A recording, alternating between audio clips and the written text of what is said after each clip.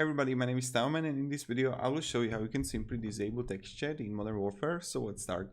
The first thing you want to do is just be in Modern Warfare, and when you're here, you want to click on Options, and then just click here on General. Scroll down below, and you're gonna see text chat, and you just want to press here to disable, and voila, I've got it.